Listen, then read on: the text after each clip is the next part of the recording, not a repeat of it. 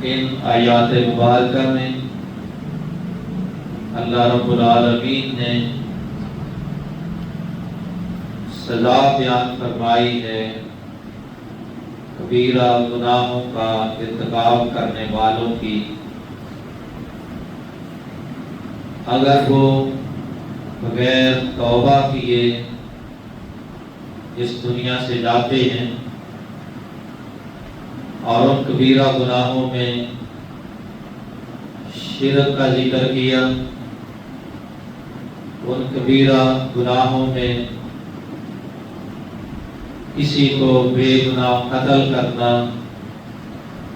اس گناہ کا ذکر کیا، زنا کا ارتکاب کرنا، اس گناہ کا ذکر کیا، اور ساتھ ہی فرمایا وَمَن يَفْعَلْ ذَلِكَ يَلْقَ أَثَامًا، جس شخص نے بھی ان گناہوں کا ارتکاب کیا تو اس کے لیے سزا لازمی ہے، اس کو ضرور سزا ملے گی، دنیا میں بھی اور آخرت میں بھی۔ اور اگر دنیا میں وہ سزا سے بچ گیا، شرک کرنے والا، کسی کو بے گناہ قتل کرنے والا، زنا کا ارتکاب کرنے والا، دنیا میں بھی اس کی سزا ہے، اور دنیا میں بھی ایک گناہوں کی بڑی خطرناک سزائیں، ان میں مشرک کی سزا اتنی ہیبت ناک ہے۔ رسول اللہ صلی اللہ علیہ وسلم نے ایک صحابی کو مخاطب کرتے ہوئے فرمایا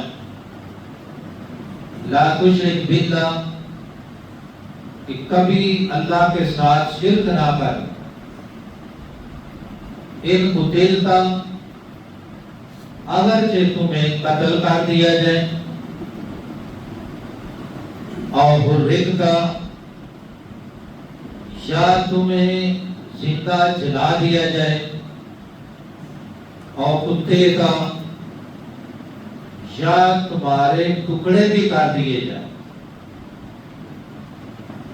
تو قتل ہونا منظور کر لو، زندہ جلنا منظور کر لو، جسم کے ٹکڑے کروانا برداشت کر لو، لیکن کسی صورت میں اللہ پاک نے شرک کرنے کی اجازت نہیں۔ اب اس سے بڑی کوئی اور سزا ہو ہی نہیں سکتی۔ دوسرے نمبر پر کسی جان کا قتل ہے تو اسلام کے اندر قتل کا بدلہ قتل ہے، یہ بھی بڑی سنگین سزا ہے۔ تیسرے نمبر پر زانی کی سزا، جس کا ذکر آپ نے کیا کہ رجم ہے، اگر وہ شادی شدہ ہے تو اس کو پتھروں سے مارتے ہوئے ختم کیا جائے، اور اگر کنوارا ہے تو اس کو 100 کوڑے مارے جائیں، اور 1 سال کے لیے جلا وطن بھی کیا جائے۔ اور فرمایا وَمَن يَفْعَلْ ذَلِكَ يَلْقَ أَثَامًا، جس نے ان گناہوں کا ارتکاب کیا تو اسے سزا لازماً دی جائے، وہ بچ نہیں سکتا۔ اور اگر دنیا میں اس کو کسی نے سزا نہیں دی، یا وہ اتنا با اثر ہے کہ کسی نے پکڑا نہیں، یا اتنا صاحب حیثیت ہے کہ وہ پیسہ مال دے کر سزا سے بچ گیا،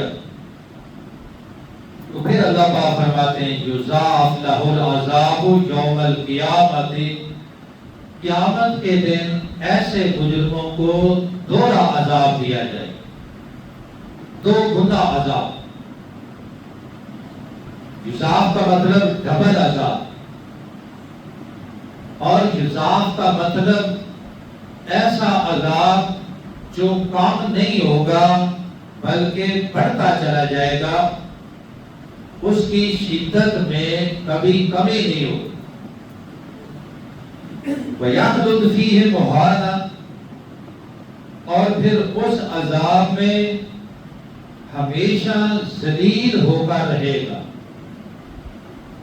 سب سے بدترین اور سب سے ذلت والی اگر کوئی جگہ ہے تو وہ جہنم کی آگ ہے۔ جہنم کا ٹھکانہ ہے جس کے بارے میں اللہ پاک فرماتے ہیں تو بئس المصیر، سب سے برا ٹھکانہ ہے جہنم کا۔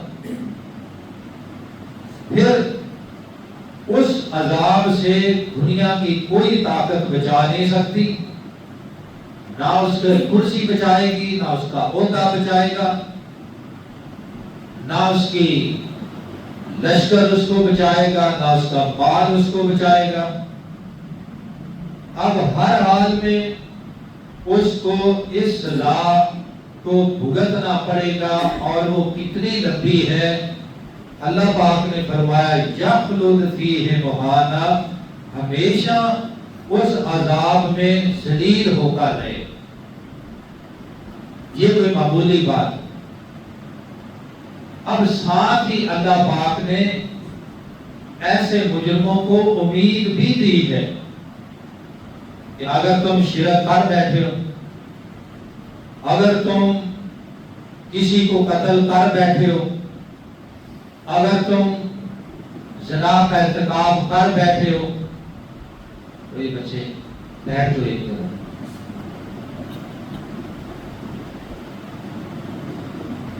تو اللہ پاک ایسا نہیں ہو سکتا کہ مجرم کے لیے کوئی راستہ باقی نہ ہو۔ مجرم کے لیے بہترین راستہ بھی بتا دیا جس پر چل کر ایسے مجرم جو سنگین مجرم ہے دنیا کی سزا سے بھی بچ سکتے ہیں، آخرت کی سزا سے بھی بچ سکتے ہیں۔ وہ کیا ہے؟ فرمایا الا من تاب، پہلی شرط کہ مگر جس شخص نے توبہ کر، معافی مانگی، شرک ہو گیا معافی مانگ لی، قتل ہو گیا معافی مانگ لی، اور معافی اللہ پاک سے مانگتا ہے، اور اللہ پاک سے معافی مانگنے کی چند شرائط، اس میں پہلی شرط یہ ہے کہ انسان اپنے اس گناہ کو گناہ سمجھے کہ میں نے یہ گناہ کیا ہے تو یہ معمولی نہیں، بہت بڑا گناہ ہے، اس کو مان لے اپنی غلطی۔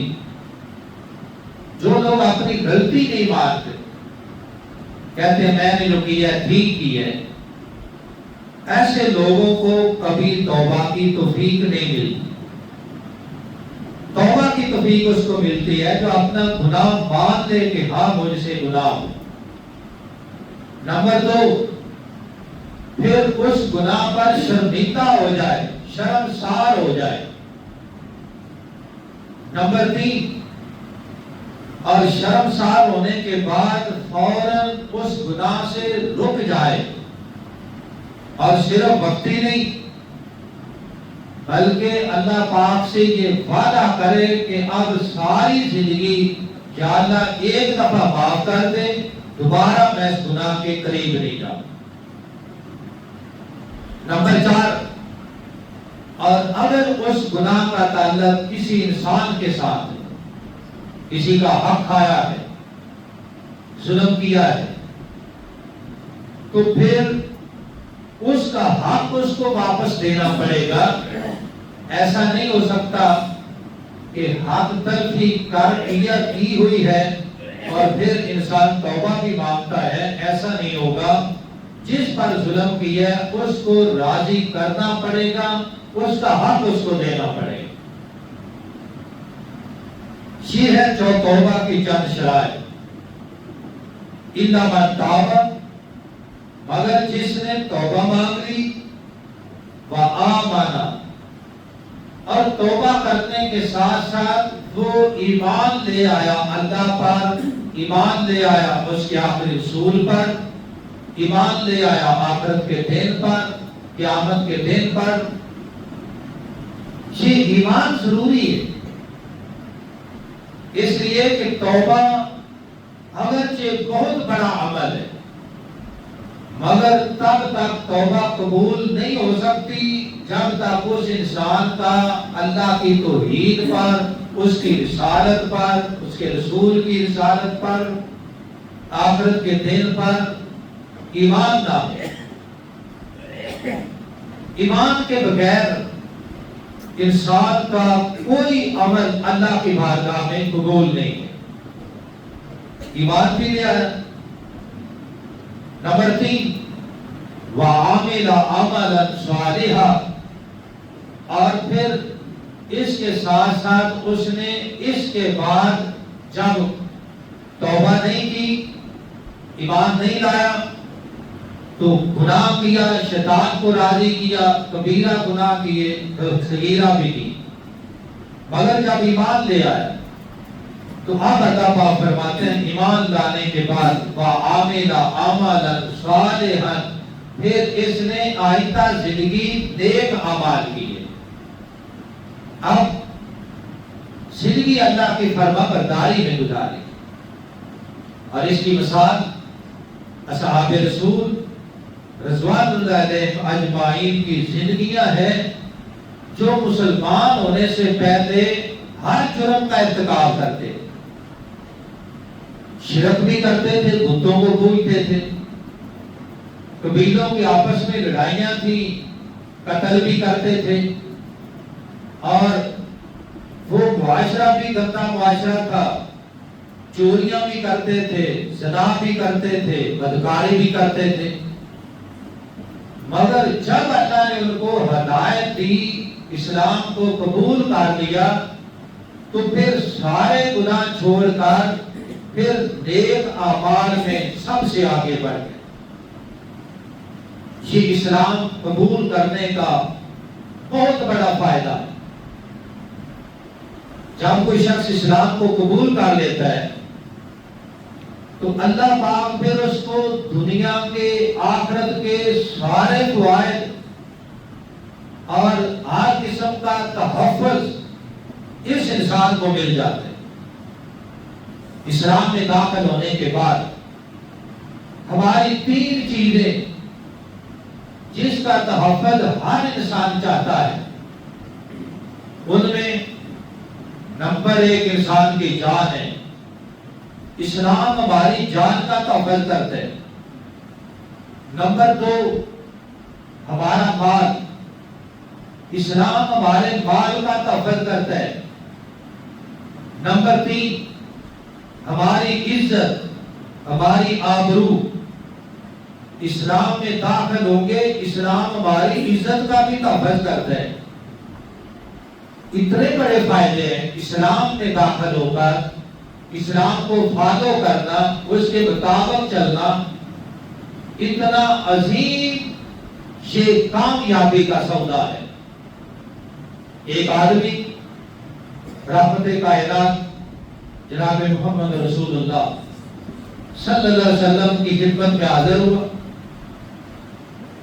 اور کہنے لگا میرے آنے کا مقصد یہ ہے کہ میں اسلام میں داخل ہونا چاہتا ہوں، اسلام کو قبول کرنا چاہتا ہوں، مگر میرا مطالبہ یہ ہے کہ میں نے اس سے پہلے زندگی گناہوں میں گزاری.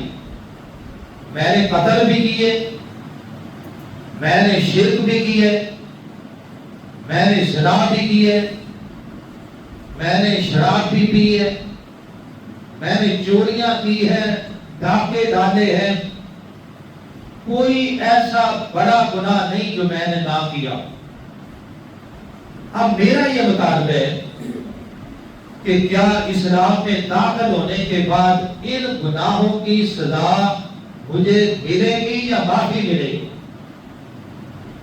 اگر سزا مل گئی ہے تو میں مسلمان نہیں ہوتا، پھر اور گناہ کرتا ہوں، سزا تو مل نہیں۔ اور اگر مجھے ان گناہوں کی سزا نہیں ملتی تو پھر میں مطمئن ہو کر اسلام کو قبول کر لوں۔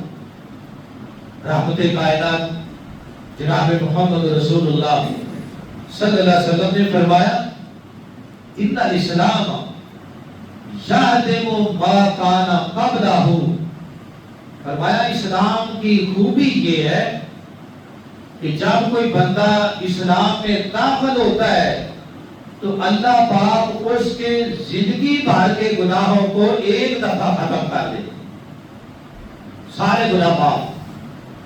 بھائی یہ جن بھائیوں نے ٹیک لگائی ہے نا، یہ چھوڑے گا۔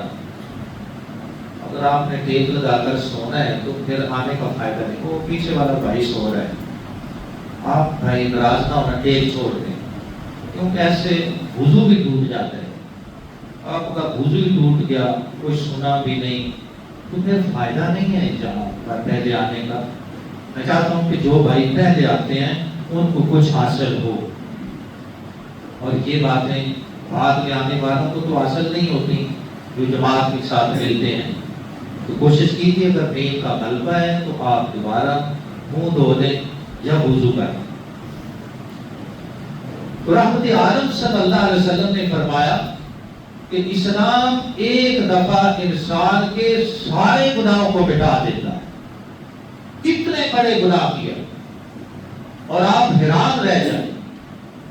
نبی پاک نے فرمایا کہ بنی اسرائیل میں واقعہ لمبا ہے، میں صرف اشارہ کر رہا ہوں، ایک ایسا بندہ بھی تھا جس نے حالت کفر میں، دور جہالت میں 100 بندے قتل کیے، ایک نہیں، 2 نہیں، 10 نہیں، 20 نہیں، 100 بندے قتل کیے، مگر پھر بھی اس کے دل میں اللہ کا ڈر آ گیا۔ اب اس کا یہ مطلب ہرگز نہیں کہ عام آدمی اٹھ کر کہہ دے کہ جی میں بھی اس کو قتل کر دیتا ہوں، معافی مل جائے گی۔ تو بھائی اس کا یہ مطلب نہیں ہے کہ جس کو چاہو قتل کر لو اور بعد میں تم سمجھو کہ میں معافی مانگ لوں گا۔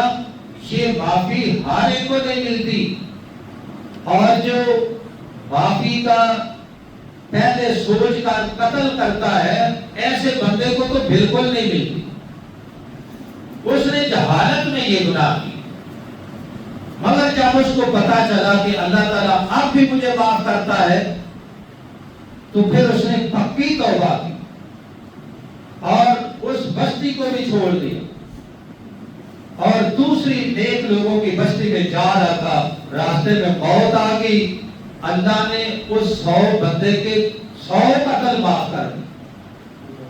ثابت ہوا انسان جہالت میں جتنے چاہے گناہ کر، اگر اس نے اسلام کو قبول کیا، پکی توبہ مانگ لی، تو اللہ پاک فرماتے ہیں میں اس کے گناہوں کو صرف معاف نہیں کرتا، بلکہ اسی آیت میں فرمایا فَأُولَٰئِكَ يُبَدِّلُ اللَّهُ سَيِّئَاتِهِمْ حَسَنَاتٍ، کہ یہ وہ لوگ ہیں جنہوں نے پکی توبہ کی، اسلام میں داخل ہو گئے، پھر نیک اعمال کرتے رہے، میں ان کے جہالت کے گناہوں کو نیکیوں کے اندر بدل دیتا۔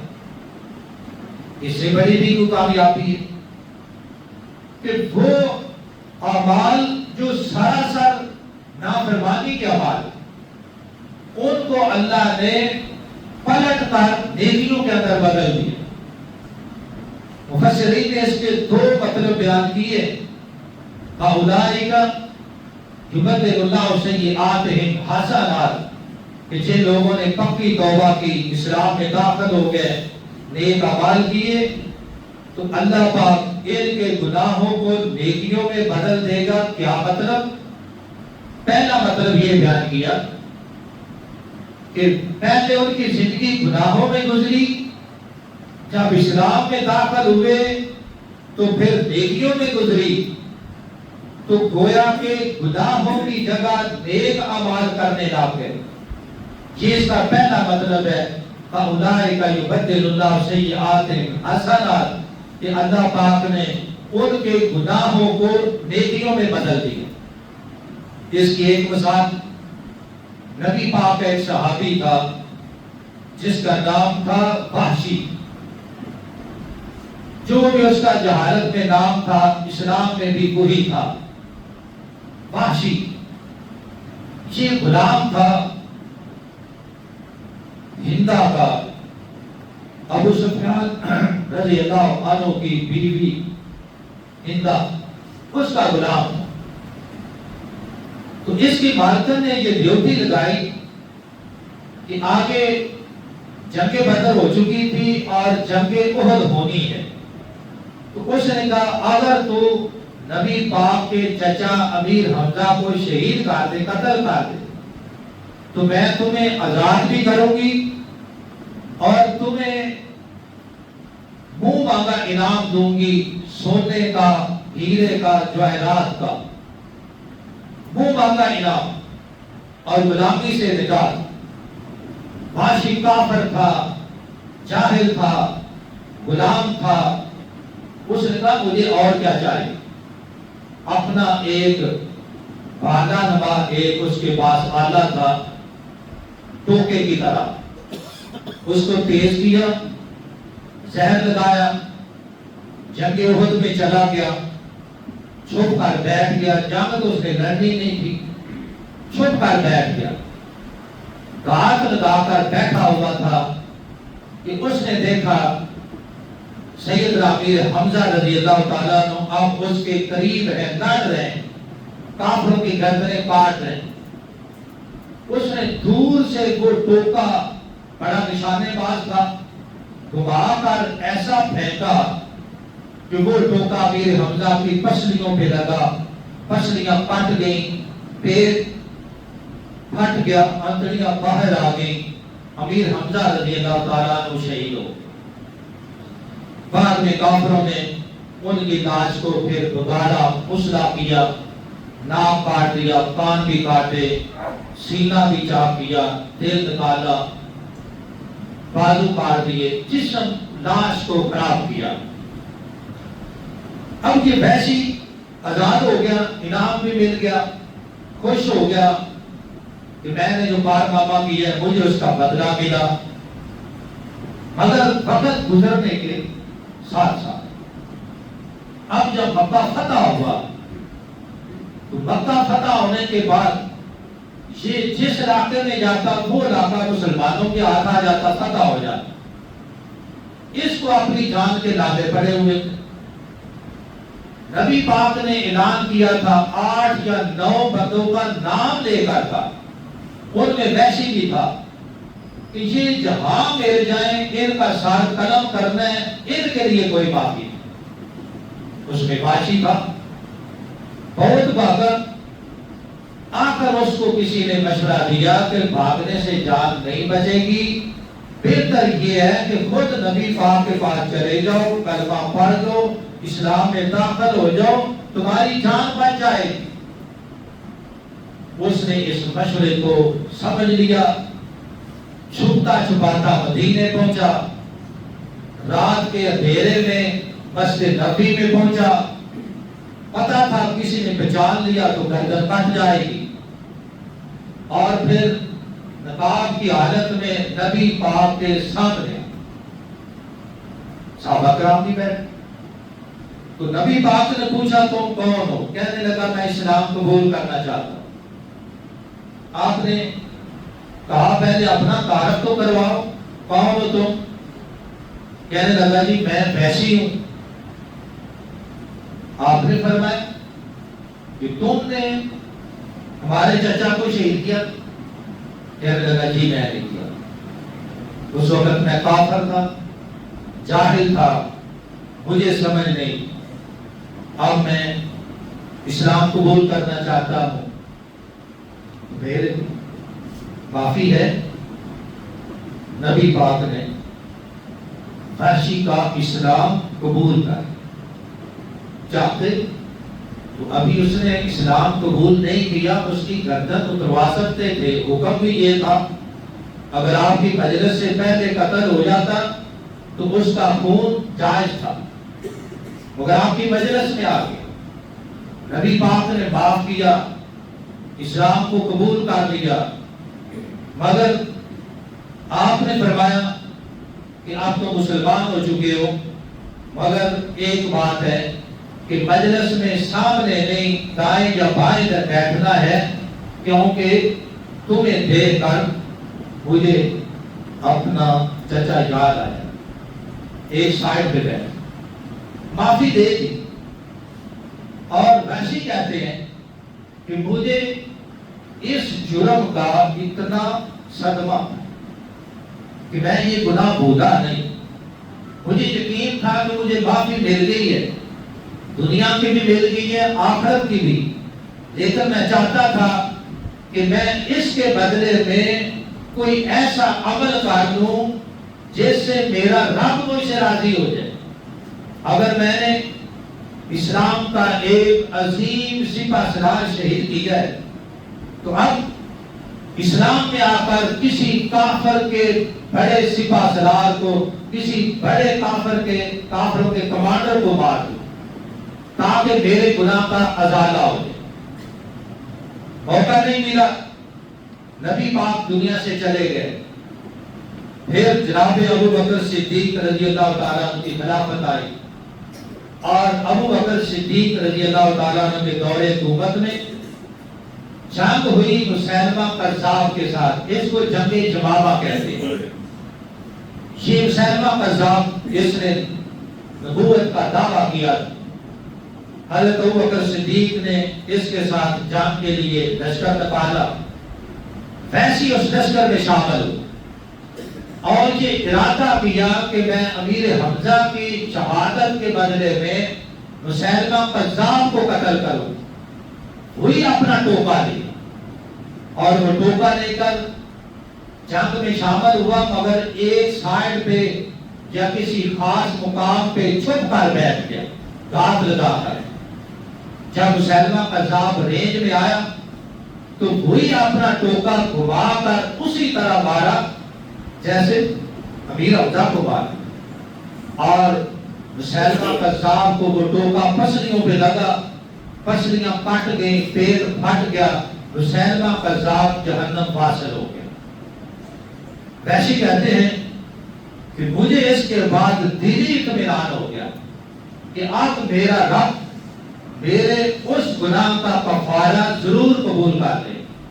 اللہ پاک فرماتے ہیں اس آیت میں کہ جن لوگوں نے جہالت میں زندگی گزاری، گناہ بھی کیے، جرم بھی کیے، قتل بھی کیے، زنا بھی کیا، شرک بھی کیا، پھر توبہ مانگ لی، پھر اسلام میں بھی داخل ہو گئے، پھر پکے مومن بن گئے، پھر وفادار بن گئے، فرمایا فَأُولَٰئِکَ یبدل اللہ سیئاتہم حسنات، تو میں ان کے گناہوں کو صرف معاف نہیں کرتا بلکہ ان کے گناہوں کو نیکیوں کے اندر بدل دیتا۔